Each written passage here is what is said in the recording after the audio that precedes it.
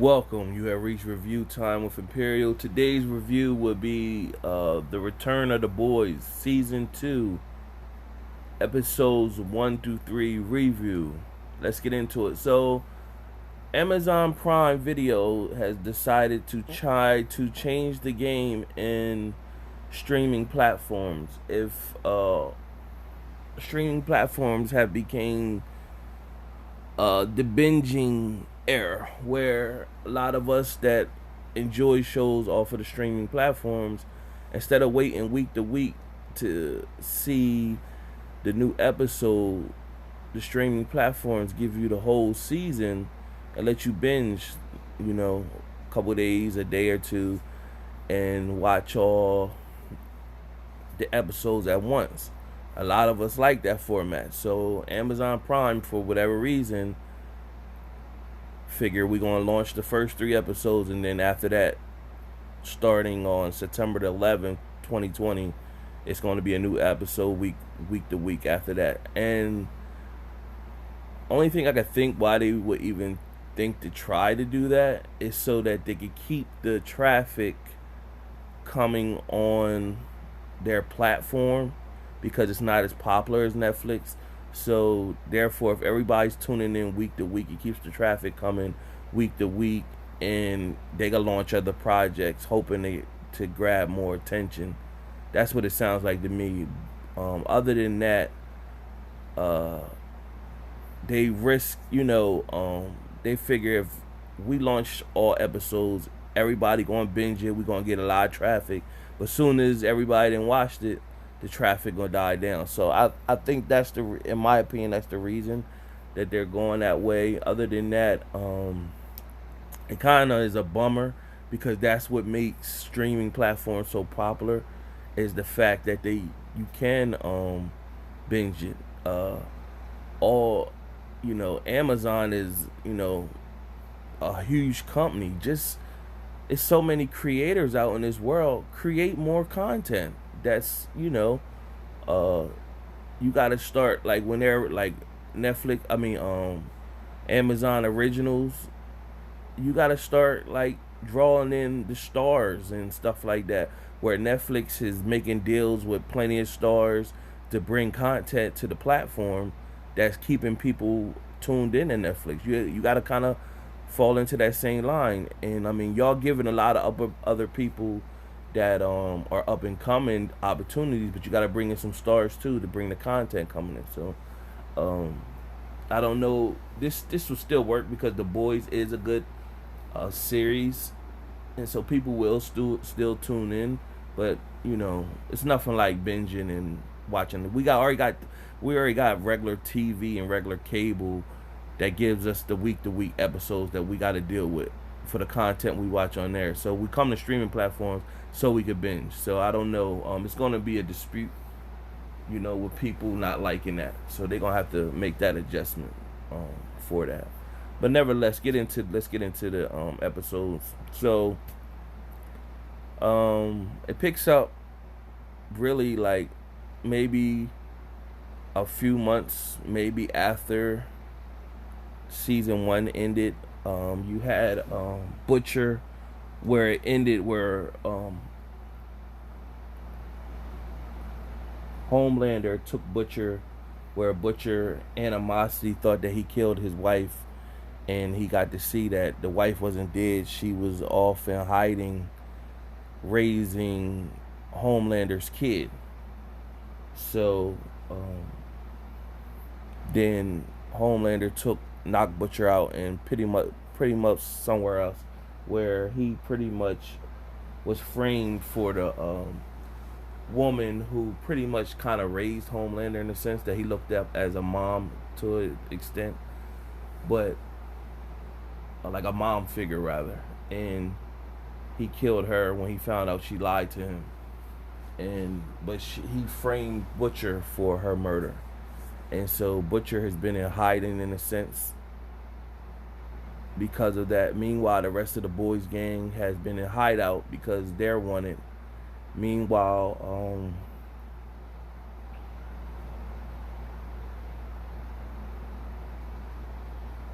Homelander has a new like secretary, Ashley Barrett, played by the actress Colby Menifee. She actually is plays on the hit show Walking Dead as the new villain on not Walking Dead, Fear the Dead. Sorry, Fear the Dead. She's the new villain on there, and um,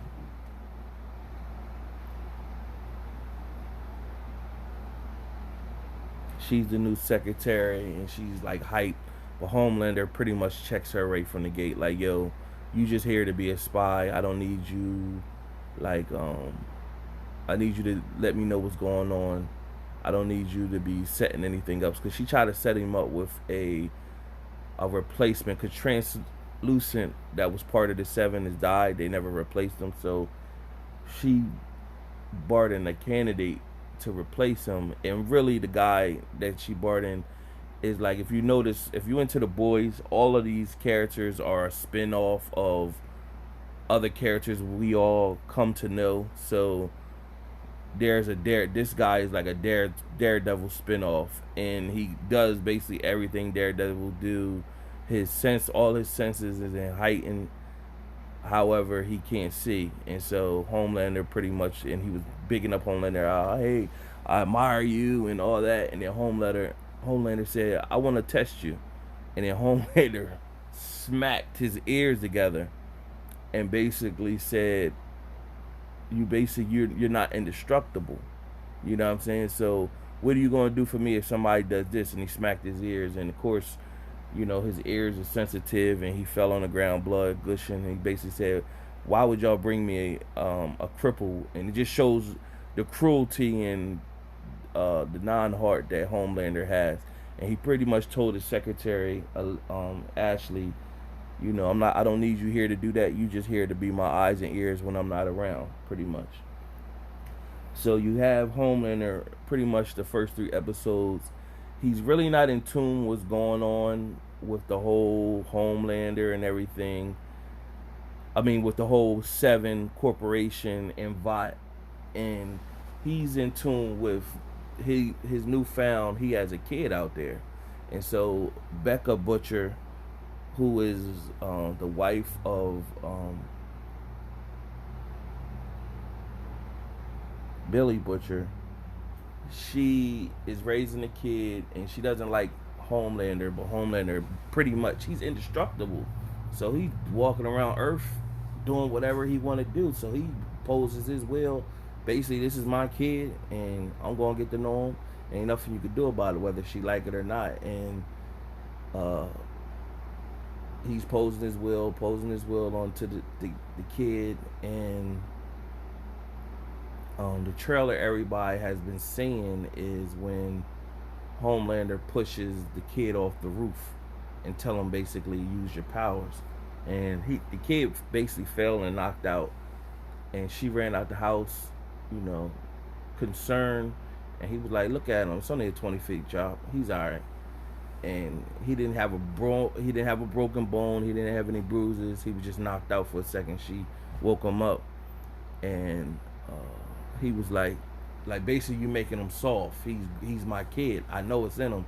And up until that point, you didn't see any signs that, well, maybe he didn't have it in him. And so the kid got mad, and when he got mad, he pushed Homelander on the ground, and his eyes turned red. So he got to see that.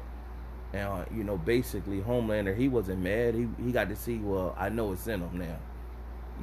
That's my kid. I know it's in him. It just got to come out or whatever. So at that moment, that's when he turned back to, okay, this is my moment to get back to the Seven. He didn't even know what was going on with Vought. So what's been going on with Vought is Starlight, that's part of the Seven. She has been dealing with one of the boys, where she pretty much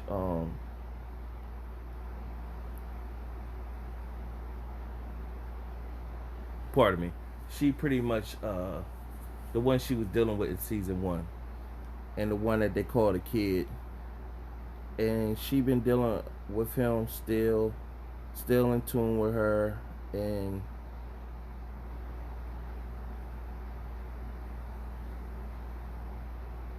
when they're hiding out amongst each other, like they're sneaking to see each other, keeping in contact, and so their plan is to bring Vought down.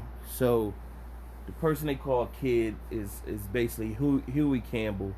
So Huey's sneaking out with Starlight and pretty much linking up with her. Their plan is to steal some the compound B that is placed in them, that created them, and expose it to the world or whatever. So Starlight, she goes on like a detective mission. She finds a superhuman called the Gecko, where what happens with him is, if he loses his body parts, it grow up. So they use him like as a test dummy.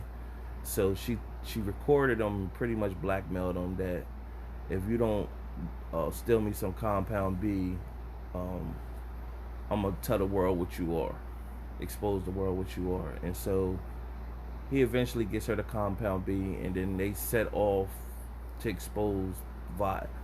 Vought is in a PR nightmare, and they didn't really deny it. They pretty much said they didn't know, and the scientists that was involved uh,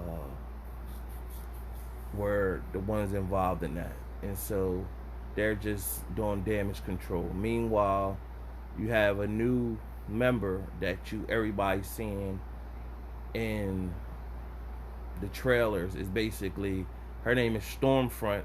So she got the same powers as Marvel character Storm, pretty much, but she's more sinister and evil with her. So she's in and she's coming.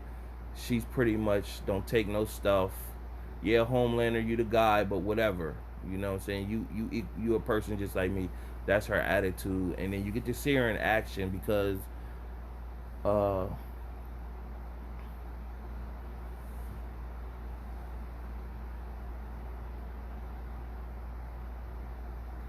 Maya Shiro,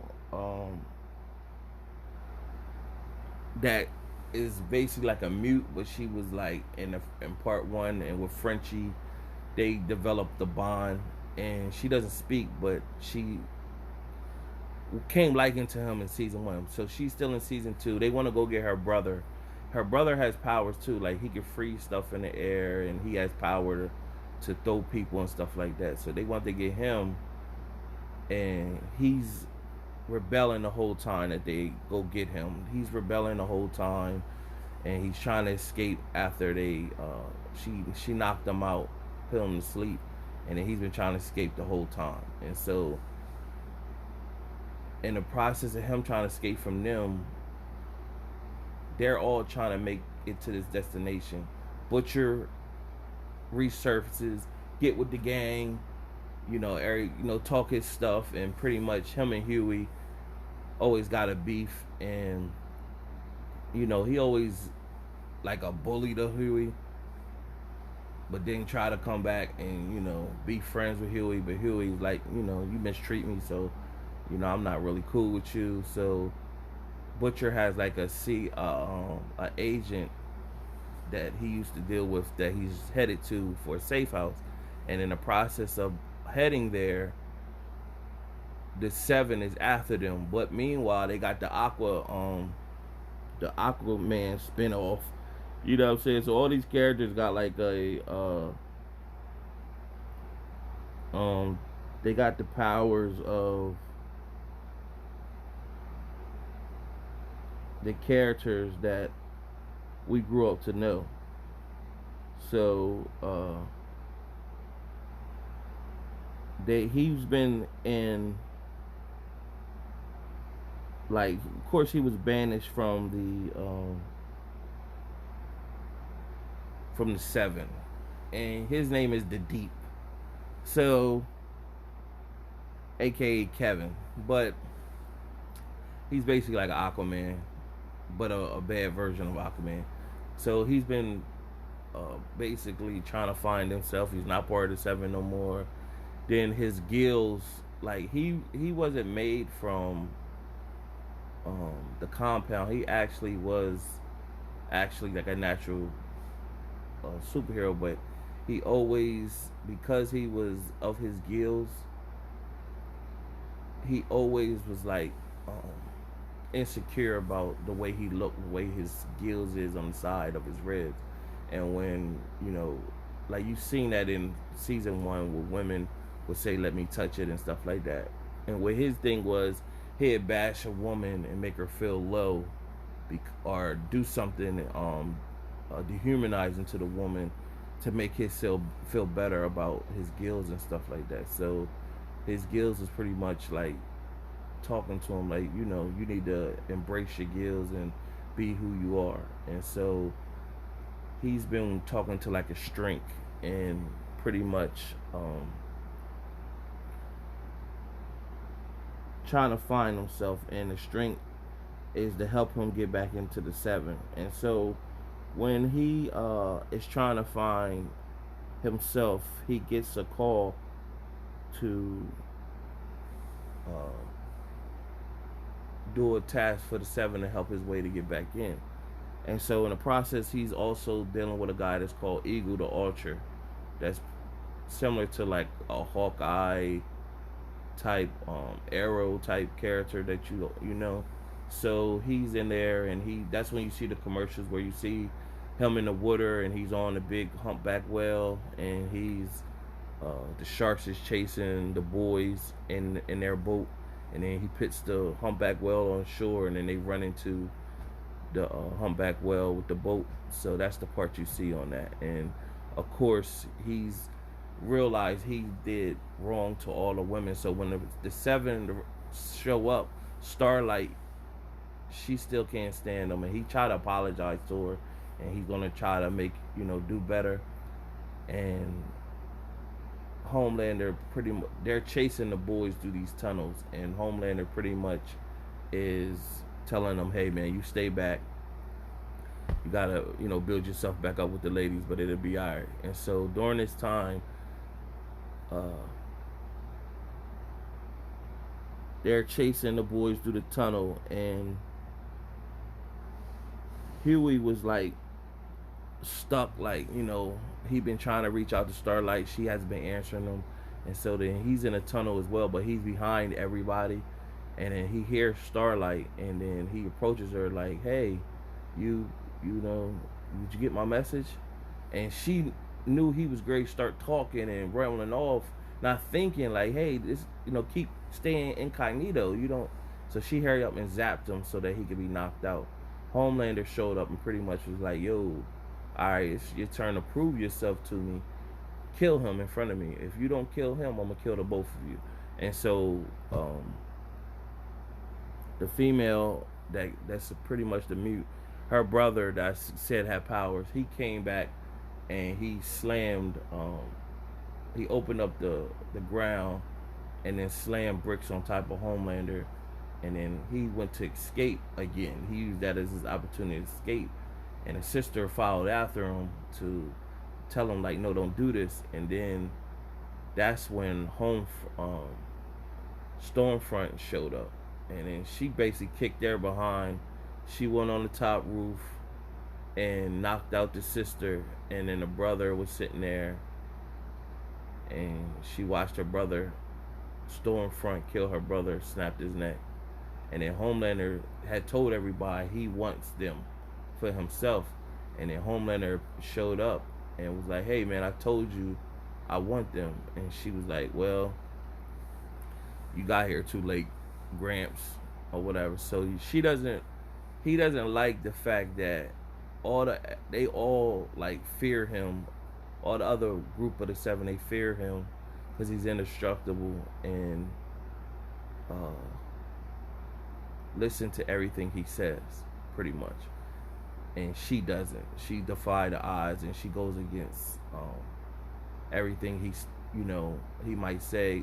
She don't go against it, but she just bucked the system like, me and you equal. She look at him as her equal versus he looked down at everybody else.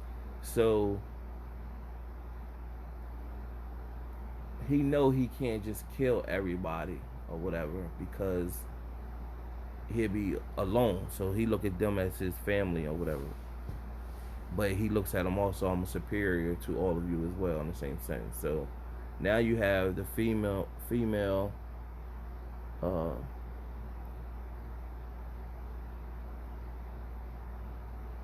Maya Shero, and she watched her brother die. Now she's pissed.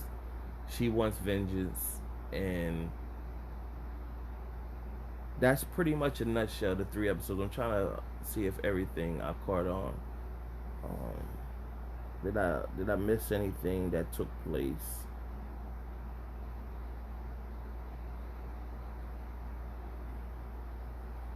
A Train reappeared. So A Train reappeared, and A Train reappeared, and he, aka Flash, that we grew up on, but he's called A Train. So he reappeared, and at the end of season 1, he was about to die. Huey saved him, Huey and Starlight, and he hasn't really been right since. So he showed up. He's suspicious of Starlight, what she's doing, and he's seen that she the one that got the compound B, and she pretty much told him, like, if you snitch and tell that I the one got this compound B, that basically I'm gonna tell the world that you killed your um, girlfriend, and pretty much he likes to be liked, and that'll mess his image up if something like that you know come out. So he pretty much kept it on them wraps. And when they were confronted by Vought was basically saying, we have a whistleblower, we need to do something about this. And pretty much he was like, none of us knew nothing about it or whatever. So he kept his word, but something is going on with him, because when he uses his speed, he's breathing hard. It's almost seeming like he's having a heart attack or something like that, or something's going on. So it's going to be interesting to find out if this is going to be the demise of A Train or what's really going on with him. But other than that, the first 3 episodes was good. Like most people that's like the series of The Boys, we all would be looking forward to binging this season, but we gotta go with the script on what they're trying to do and bring more traffic to Amazon Prime Video. So that's the review for the first 3 episodes, and a summary pretty much of what is taking place, and it's good. Disappointed that we can't continue until next week and watch it episode to episode from there, but subscribe to the channel, like this video, leave some comments if you watch The Boys and what you think about the first 3 episodes so far, and until next time.